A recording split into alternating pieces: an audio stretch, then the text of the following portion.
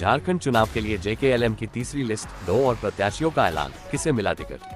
दरअसल आपको बता दें कि जयराम महतो की पार्टी झारखंड लोकतांत्रिक क्रांतिकारी मोर्चा जेकेएलएम ने अपनी तीसरी लिस्ट जारी कर दी है। झारखंड की वीआईपी सीट में शुमार सिल्ली से देवेंद्रनाथ महतो को पार्टी ने उम्मीदवार बनाया है। इस सीट से एनडीए के उम्मीदवार सुदेश महतो भी चुनाव मैदान में उतरने वाले हैं। देवेंद्रनाथ ने रांची से लोकसभा चुनाव लड़ा था और सिल्ली में बेहतर प्रदर्शन किया था। इसी आधार पर पार्टी ने उन्हें टिकट दिया है। इस सीट पर पूर्व विधायक अमित महतो को पार्टी में शामिल कराने की बात चल रही थी, लेकिन बात नहीं बनने पर अंतिम समय में पार्टी ने अपना प्रत्याशी दे दिया। आइए जानते हैं किसे कहां से टिकट दिया गया है। आपको बता दें कि गुरुवार को धनबाद में आयोजित प्रेस वार्ता में पार्टी के केंद्रीय महासचिव फरजान खान ने 8 प्रत्याशियों के नाम घोषित किए। इसमें घाटशिला से रामदास मुर्मू, पोटका से भागीरथ हांसदा, जमशेदपुर पूर्वी से तरुण कुमार डे, मैगामा गोड्डा से जवाहरलाल यादव, काके से फुलेश्वर बैठा, जरमुंडी से राजीव यादव और पोड़ैयाहाट से प्रवीण महतो चुनाव मैदान में उतरेंगे। इससे पहले जारी की गई 2 सूची में 18 प्रत्याशियों की घोषणा हो चुकी है। जयराम महतो खुद डुमरी से चुनाव लड़ रहे हैं। हालांकि अभी तक उन्होंने धनबाद की बाघमारा, निरसा और झरिया सीट से प्रत्याशियों के नाम की घोषणा नहीं किया है। एक तरफ जहां जेकेएलएम प्रमुख जयराम महतो लगातार प्रत्याशियों की लिस्ट जारी करते जा रहे हैं, वहीं कांग्रेस, भाजपा और जेएमएम जैसी बड़ी पार्टियां अभी प्रत्याशियों की लिस्ट जारी नहीं कर पाई है। कांग्रेस और जेएमएम के बीच सीट बंटवारे को लेकर स्थिति भी साफ नहीं हो पाई है। यही वजह है कि अभी प्रत्याशियों की घोषणा नहीं की गई है। हालांकि कांग्रेस का कहना है कि 19 अक्टूबर के बाद वो अपने प्रत्याशियों पहली लिस्ट जारी कर देंगे। फिलहाल भाजपा, जेएमएम ने भी अपने प्रत्याशियों का ऐलान नहीं किया है। झारखंड चुनाव में बीजेपी का हरियाणा वाला प्लान, 3 चीजों पर सबसे ज्यादा ध्यान। दरअसल आपको बता दें कि झारखंड में विधानसभा चुनाव को लेकर भाजपा सांगठनिक तौर पर माइक्रो मैनेजमेंट में लगी है। घर घर से वोटरों को जोड़ने की मुहिम में पार्टी कार्यकर्ता जमीनी स्तर पर लगे हैं।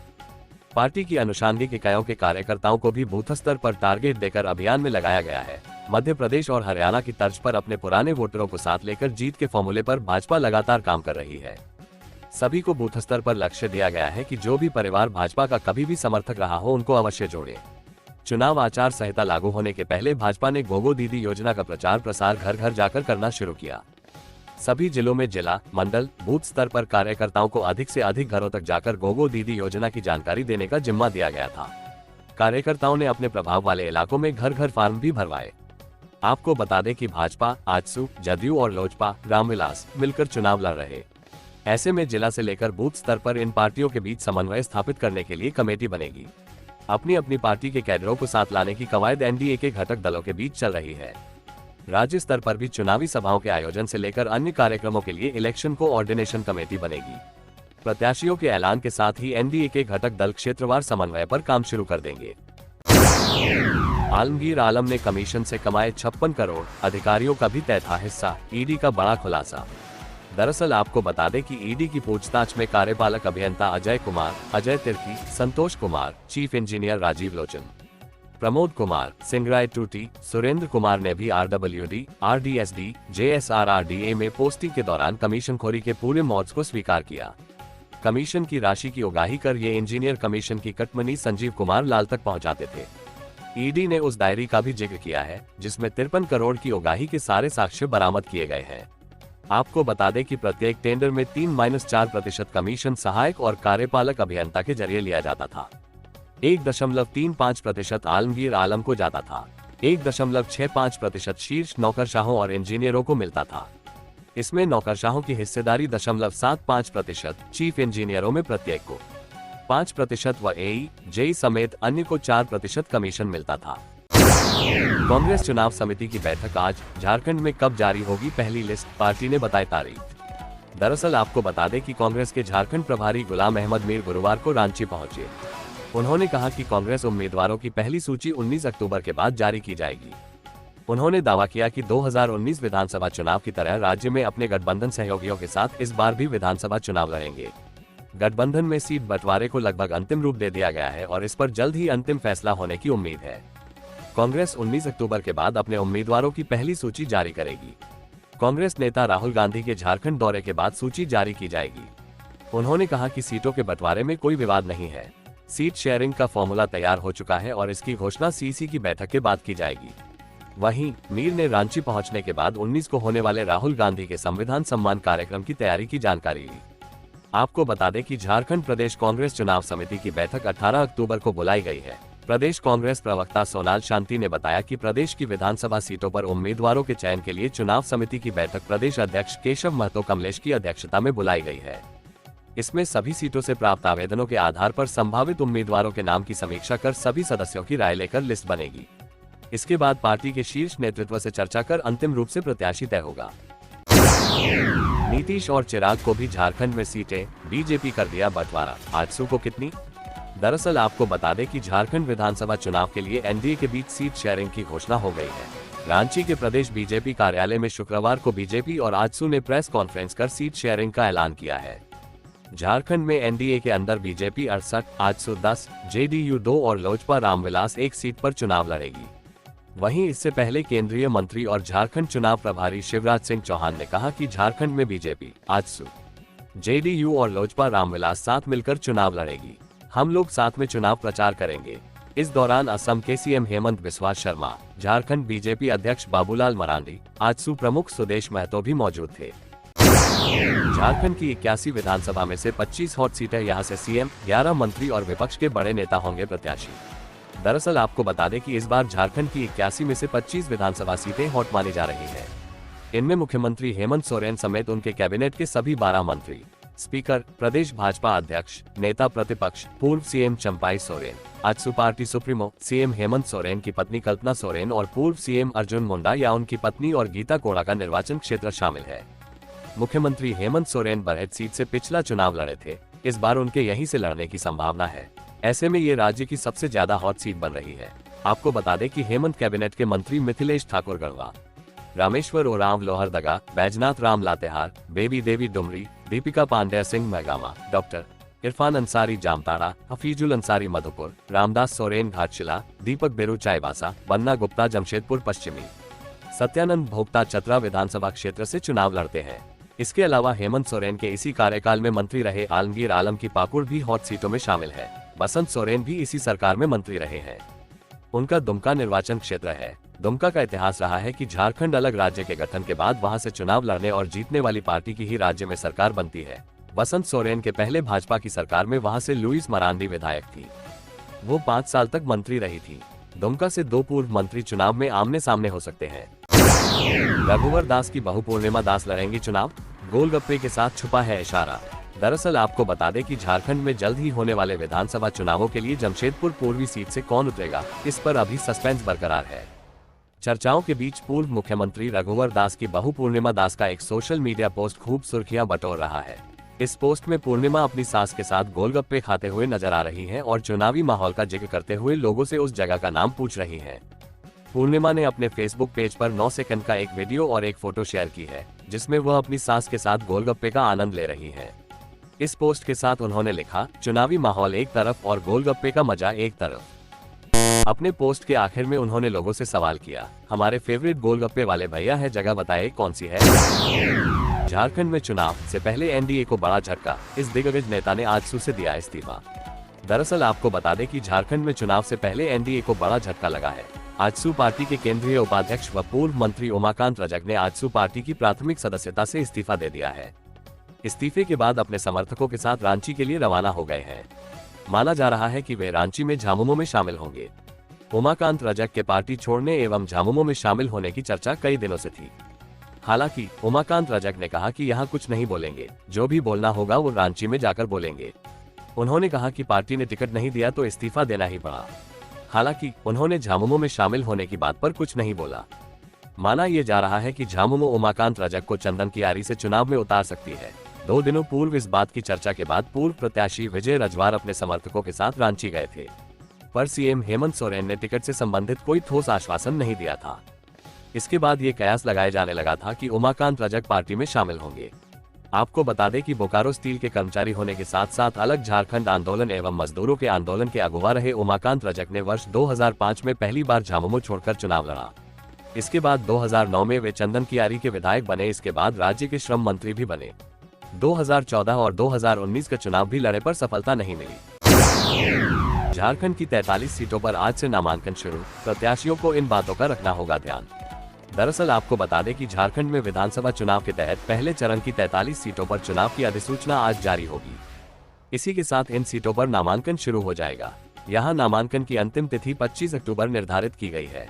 28 अक्टूबर को नामांकन पत्रों की जांच होगी तथा 30 अक्टूबर को नाम वापस लिया जा सकेगा। इन सीटों पर 13 नवंबर को मतदान होगा।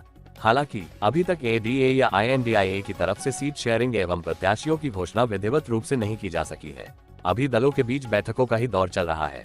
1-2 दिनों में सभी दलों द्वारा प्रत्याशियों की घोषणा की जा सकती है। आपको बता दें कि विधानसभा चुनाव में उम्मीदवार ऑफलाइन के अलावा ऑनलाइन मोड में भी नामांकन दाखिल कर सकेंगे। नामांकन फॉर्म भी सुविधा पोर्टल पर ऑनलाइन उपलब्ध होगा। इस पोर्टल पर एक अकाउंट बनाकर उम्मीदवार नामांकन फॉर्म भर सकते हैं, साथ ही जमानत राशि जमा कर सकते हैं। एक बार भरने के बाद इसका प्रिंटआउट लेकर उससे नोटरीकृत कर नामांकन के साथ रिटर्निंग अधिकारी के पास जमा कर सकते हैं।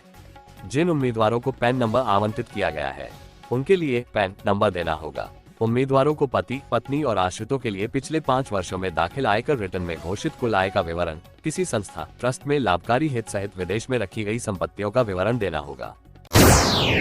स्मार्ट सिटी में बंगले तैयार, इंटीरियर का काम बाकी, अब नई सरकार के मंत्री करेंगे गृह प्रवेश। आपको बता दें कि धुरवा में बन रहे स्मार्ट सिटी में मंत्रियों के लिए बने 11 बंगले का निर्माण अंतिम चरण में है। बंगले के बाहरी हिस्से का काम पूरा हो चुका है, इंटीरियर का काम चल रहा है, कुछ ही काम बाकी है। इसमें 1 माह का समय लगेगा। 1 माह में झारखंड विधानसभा का चुनाव भी संपन्न हो जाएगा। ऐसे में नई सरकार के मंत्री ही बंगले में गृह प्रवेश करेंगे।